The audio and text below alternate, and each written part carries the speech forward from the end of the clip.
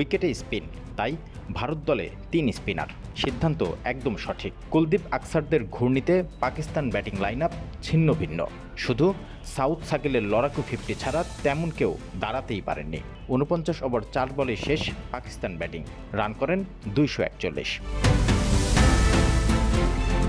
জবাবে ভারতীয় ব্যাটিংয়ে শুরুতেই ধাক্কা। রোহিত ১৭, শুভমান গিল ৪৬ করেই ফিরলেন সাজঘরে। কিন্তু বিরাট কোহলি ছিলেন অপ্রতিরোধ্য।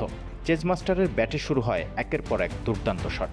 বিরাট কোহলির পেশাদার রান তাড়া ও সঠিক শটগুলো পাকিস্তানের ব্যাটিংকে করে ফেলল চিরপ্রতিদ্বন্দ্বীদের কাছে কঠিন এবং রোহিত শর্মার দল প্রায় নিশ্চিত করল সেমিফাইনালের প্রবেশদ্বার। ব্যাটিংয়ের আগ্রাসী মেজাজে রোহিত শর্মা ও শুভমান গিল মিলে ভারতের স্কোরবোর্ডে জ্বালা লাগিয়ে দেন। কোহলি, যিনি ম্যাচের মূল আকর্ষণ, চাপটা নিয়ে সিঙ্গেল ডাবলসের মাধ্যমে ৩০-এর ঘরে পৌঁছান।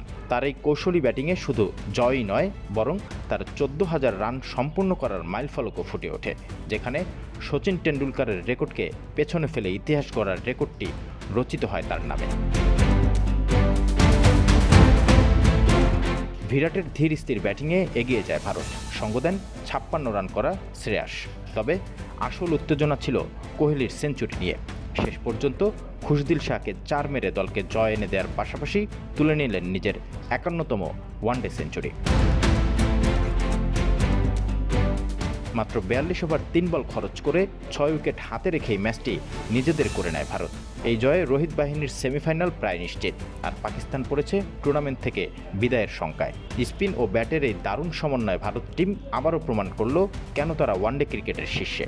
তাই তো আগামী ম্যাচেও এভাবেই জয়ের মোহে মাঠে নামার অপেক্ষায় টিম ইন্ডিয়া।